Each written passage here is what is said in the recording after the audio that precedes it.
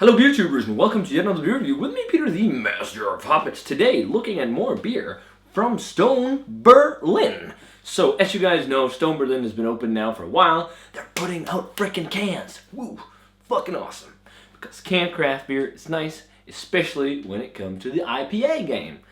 And this is an IPA. This is one of their most well-known beers, and you guys probably know it. It is the Stone Berlin Ruination double IPA, one of the first double IPAs. I take it this is brewed according to the 2.0 recipe, when they changed the recipe for it not too long ago. Oh my god, this is so fresh, that's awesome. But yeah, so I got this beer at bestofbeers.dk. It's a great Danish web shop. They right now have all of the variations of beers released so far from Stone Berlin, so definitely check them out if you want some of those in your life. And the cans are fairly cheap. They're like 25 kroners, I think, each, except the Tall Boy of Arrogant Bastard. But 8.5% double IPA is a bit stronger, I believe, than the regular one. Oh, the US brewed one was, I think that was like 8.2, 8.3. Canned August 9th, and we have September 3rd today, so it's less than a month old. It's fucking fresh. It's so awesome that we get them this, like, dead on fresh from Berlin, and that's the main reason for that is probably their whole new scheme of getting beer out fresh, the whole enjoy by thing, and also because the brewery is actually based in Berlin, so they can ship it out quicker in Europe now instead of having to wait and send overseas and whatnot from the States. And it says you need to enjoy it by the 5th of May 2017, so that's actually quite a long enjoy by date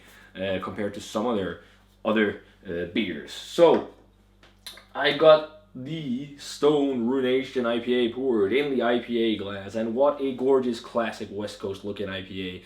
Light chill haze to it, golden yellow color, streaming carbonation from the bottom of the glass and up. It looks amazing. Really great look to it for, you know, your clear IPAs. Nice white head to it. Let's check out the aroma on this American but EU brewed classic. Classic West Coast flavors for sure. I can really feel though now that like I'm much more into the New England style, but this still smells nice. I had like fucking monkish beer the other day. It was outstanding, but this still smells really nice. Lots of dankness, some tropical fruit notes. You're getting some sweet bready malt character underneath, like kind of like a grainy, bready feel to it, but it's not much. It's definitely the hops that shine. And it's grapefruit, it's citrus, it's pine, a bit of resin, definitely dankness. Stone is known for the big dank flavor. And that's definitely one of the flavors you'll find in here, especially on the aroma. Grapefruit, sweet citrus, smells awesome. Let's give it a taste, guys. Cheers, and cheers to a classic, and thanks a bunch to Best of Beers for the beer.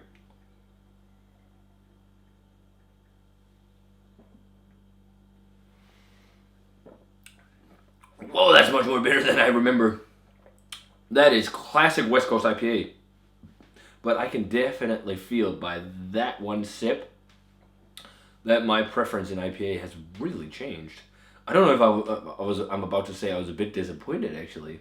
Because I remember back in the day I used to love this. When I studied in the States, this is one of the beers I'd like to get bombers of to drink on the weekends with friends. Along with maybe share with some people a 12-pack of Stone IPAs, because you could get that. But I can definitely taste that my palate has changed into the more, you know, super juicy ones. That being said, it's still a very, very well-made beer that's tasting rather nice. Lots of dankness. Really dank IPA. Or the oniony garlicky tones kind of as well, just a bit, just hints. Definitely pithy grapefruit for days. It's got orange and citrus fruit, sweeter citrus fruits, but it's grapefruit that shines.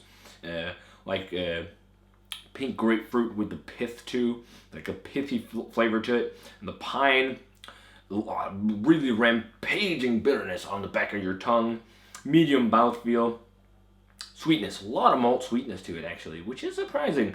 But again, it's also double IPA, but it's got a good kick of that, you know, sweet, doughy, bready, sweet malt flavor that you get in some of these West Coast and more old school IPAs. But it's still really refreshing stuff, and you can definitely taste it super fresh. Loving the way it's packaged in the can. So back in the day, I think I gave it like probably like a 93 or 94 or Like, I was really hyped about this beer when I had it back in the day. This was like one of my favorite double IPAs. I don't think so anymore. Or I don't think so. I know. Best double IPA I've ever had is right up here behind me. The freaking headroom vicinity coming close. Oh man, I really want to try more stuff from those guys again. Trillium is killing it. But that being said, this is still an exceptionally brewed beer. And if you're into these West Coast dank tanks and whatnot, and you want that balance between malt and hop, and not just hop juices, this is the beer for you. So I really enjoy this, but it's not a mind blower for me. So rating wise on this one, I'm gonna go straight 90. It is a really nice, very well made American West Coast IPA, just made in Germany, the German version. It'd be cool to have it side by side with a fresh bottle of the US one just to compare. I actually recently had the 2.0 version, like last year. I think I gave that a little higher grade, but I think this has maybe a bit more malt sweetness, even though it's fresher, which is odd. But it's still really nice and drinkable stuff. And some of you guys might disagree with me with the 90.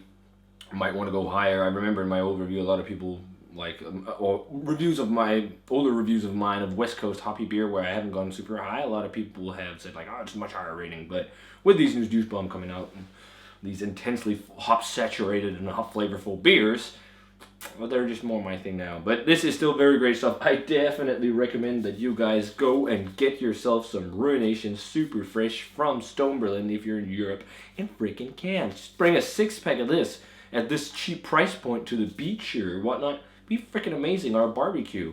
I'm going to a party later. I should have gotten a 6-pack of this for that. Also weighed this all nicely. But definitely nice stuff. Definitely let me know what you think of the Stone Ruination IPA if you've had a chance to try it. And what is your favorite kind of old school, West Coast IPA? Let me know, guys. And as always, remember to comment, subscribe, check out the Facebook fan page and Twitter and Instagram, and give us a thumbs up. And I'm going to say cheers.